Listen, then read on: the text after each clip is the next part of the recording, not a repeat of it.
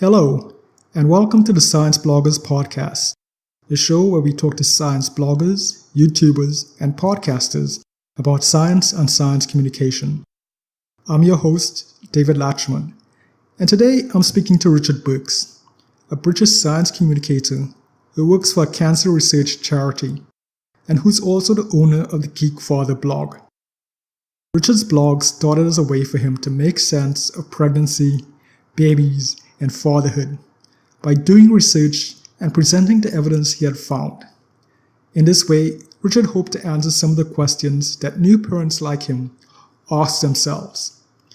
I talked to Richard about his blog and some of the articles he had written. We also talked about his experiences with shared parental leave, a relatively new program in the UK, and what it may mean for the future of parenting.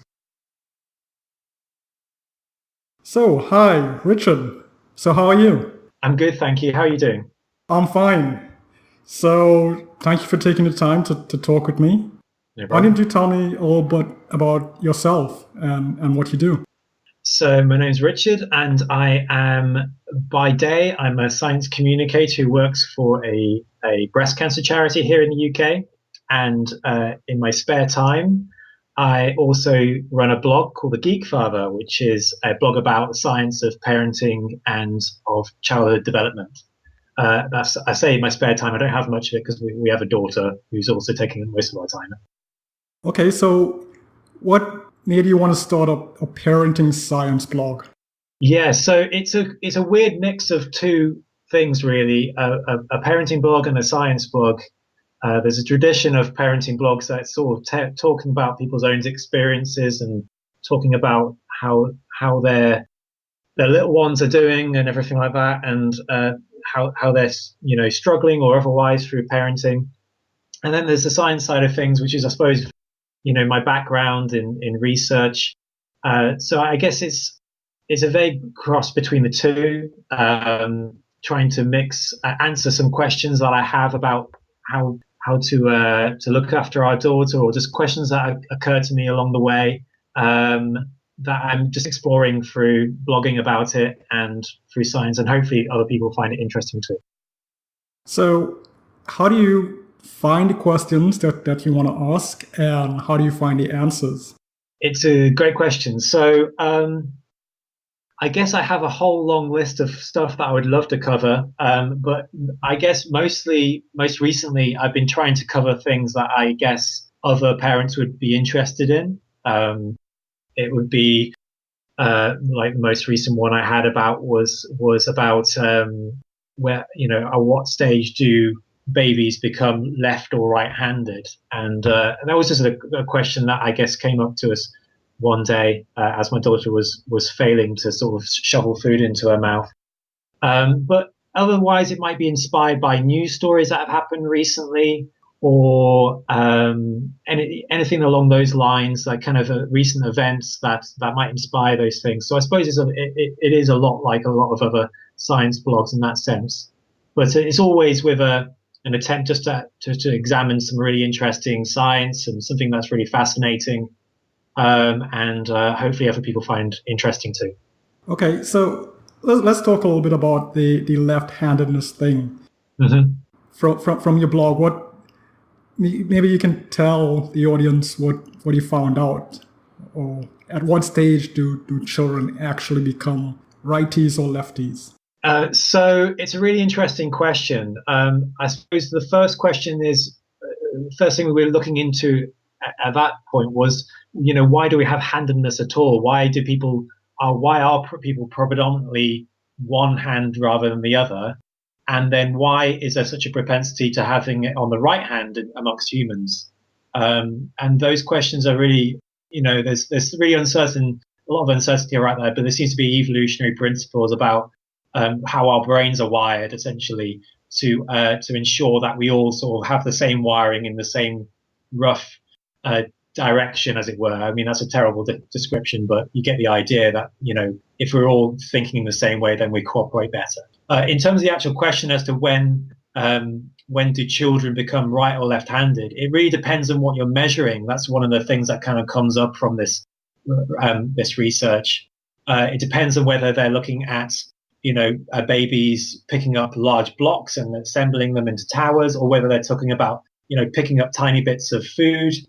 But essentially, it seems that babies, even before they're born, have use their right hand more than they use their left hand, and there's some really interesting research to looking into like why that might be the case, even though the brain isn't really controlling their movements at that point. They're all involuntary, even at this really early stage, and maybe only 12 weeks into gestation. So throughout that kind of discovery of those.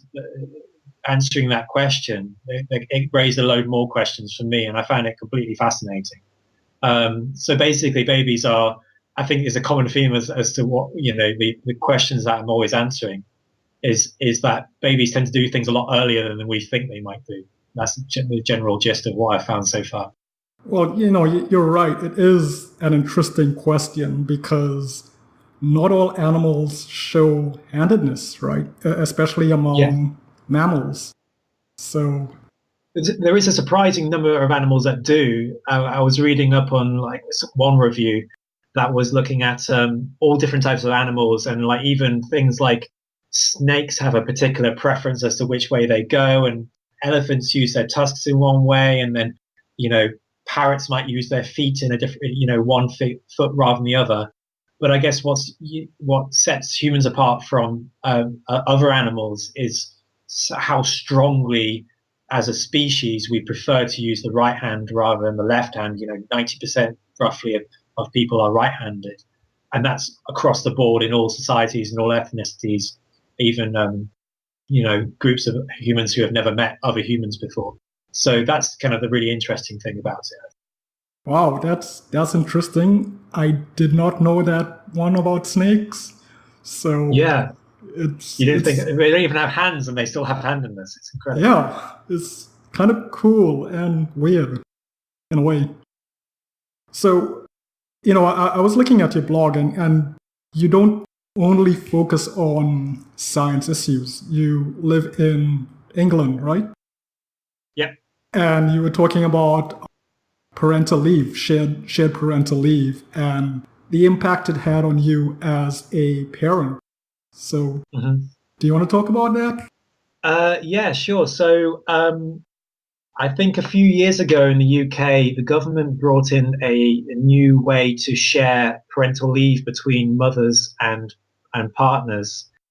And essentially, what happens is the mother typically gets a period of maternity leave to use up to a year or so, and then the new law brought in as way to share that leave with the partner and father in this case. And so basically, what my wife and I did when our daughter was born was she was off for 9 months when she was born, and then I took over, I guess, for 3 months after that to stay at home and look after our daughter whilst my wife went back to work, and then eventually, I went back to work after that. It's really, really changed the way that people view parental leave, I guess, in the UK, although we're not obviously the first country in the world to do this. Plenty of Scandinavian countries, in particular Sweden, have done something similar. But, taking the opportunity to do that leave was really eye-opening for me personally. And I'm hoping to sort of share that experience through the blog as well. I was talking earlier about kind of how the Geekfather is really sort of a mix between a parenting blog and a science blog. I suppose those kind of topics really sort of fall more onto the parenting side, about talking how my experience went, but there's also a bit of research as well into that, sort of how looking into how parental leave changes perceptions of parents as well. So it's really interesting area as well, just in terms of policy and in terms of parenting. But obviously sharing that experience was also really eye-opening as well for me personally too. Have they done any work on how people have viewed themselves as parents, or how the role of parenting has changed within the UK? Not just your personal experience, but in general. That's a good question. I suppose it is relatively early days for shared parental leave. I mean, it's only been a few years that it's been instigated here in the UK. And the uptake has been really low, like generally a lot lower. I mean, it's been in line with what was expected, but we're talking like single percentage of people who are eligible to take it. So that's interesting in itself. Like, why is it so? It's not being taken up as frequently as one might want it to. But then, I suppose generally parenting is changing all the time, and I think a lot more fathers are taking much more responsibility in parenting, in particularly in early parenting life when it comes to taking off long periods of time to look after kids. And obviously, there's been plenty of stay-at-home dads who've looked after kids for ages and ages. So, certainly not unique in that sense. But I think over time, over the next few years, we'll start to see, shared parental leave and other ways of taking leave really becoming much more popular. And I think those conversations will really start from there. I also hope that it changes because I live in the US and we really don't have that on the legislative level. Yeah. There is some companies do have it, but it's not across the board. And I do think that especially with younger fathers like millennials, they tend to express that desire to play a more active role in their children's lives. So hopefully we'll see those positive changes in the future. Yeah, fingers crossed. I think it will benefit everyone, not just fathers and mothers. I think overall sort of sharing out those early years parenting responsibilities is going to benefit the whole workforce. And hopefully, there's a lot of talk in the UK, there may be in the US, about the gender pay gap. And one of the key sort of milestones in that is at the point at which mothers decide to take parental leave. It's sort of they end up taking a penalty for that. So hopefully, it's not going to solve that problem. Shared parental leave isn't going to be the only solution to that, but hopefully it'll contribute something towards that and change attitudes for the better, I think. Keeping fingers crossed. Fingers crossed, yeah. Okay, so your daughter, I believe, she's less than a year old, right? She's actually a year and a half old at the moment. Yeah, I guess I've been writing the blog from just before she was born, so maybe about a month or two before she was born. So I've kind of like gone from before, when my wife was pregnant to now when she's now becoming a toddler and about to go to nursery soon as well. So certainly seen her grow up as well at the same time. Exciting. So yeah, as she gets older, is the blog going to change? Are you going to start talking more about her as a toddler, going to school, becoming a teenager?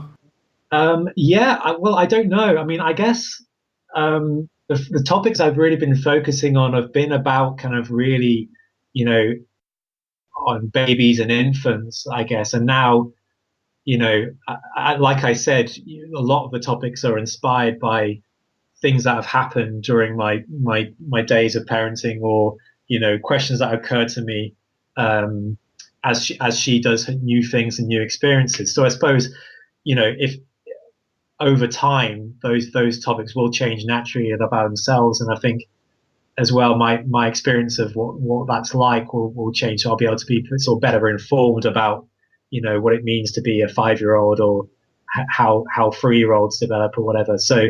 And then, who knows if I'm still writing it by the time she's a teenager? Who knows what I'll still be writing about then? But it's definitely the blog is growing up as well as much as she is at the moment. That's kind of cool. So yeah. I'm assuming that the blog is more geared towards parents like yourself, right? So. From the science communication perspective, do you find it easy or difficult to get your message to other parents? It's It's something I've been battling with actually recently about exactly who am I writing this for. I'm certain that I'm trying to focus on, um, you know, on I guess a target audience of parents with a science interest or curious minds or whatever you want to call it.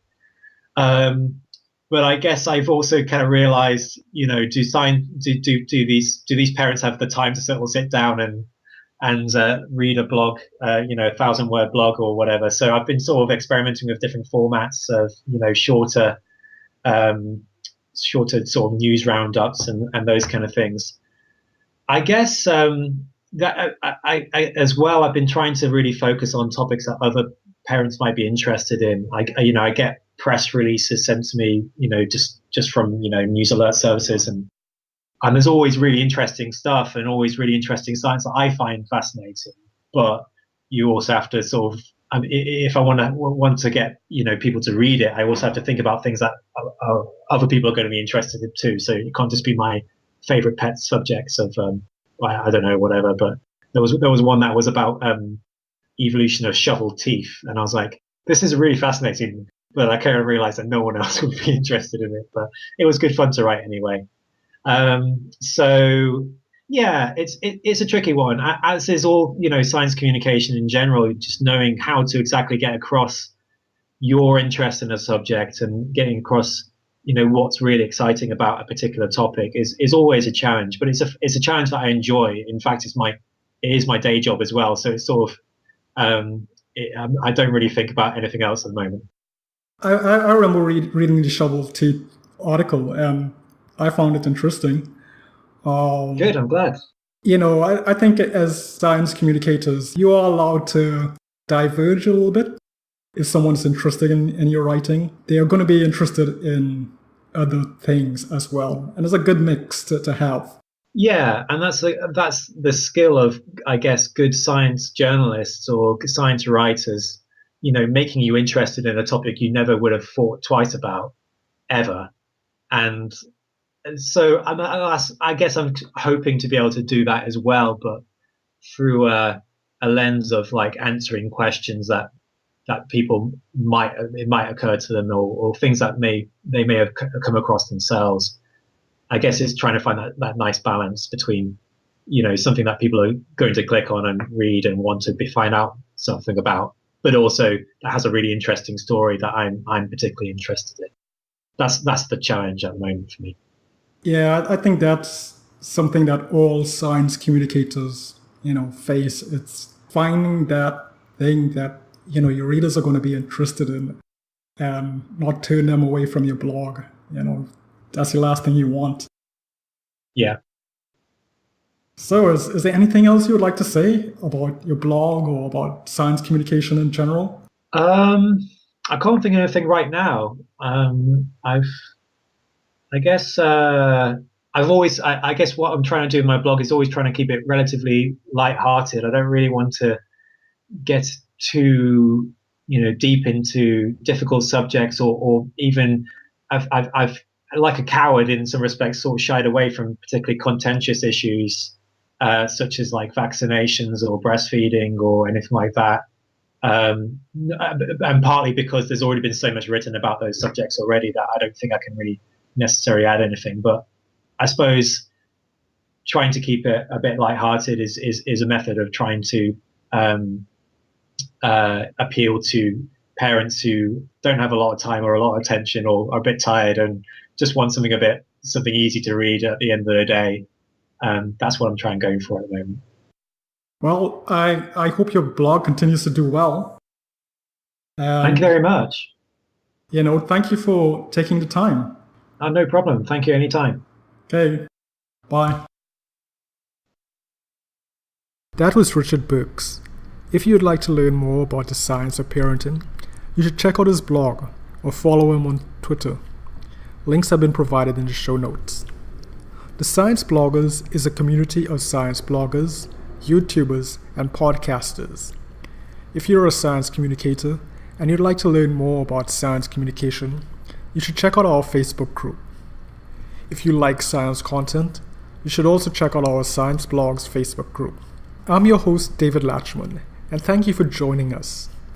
I hope to see you next week. If you liked our podcast, please follow or leave a comment on what you'd like to see in future episodes.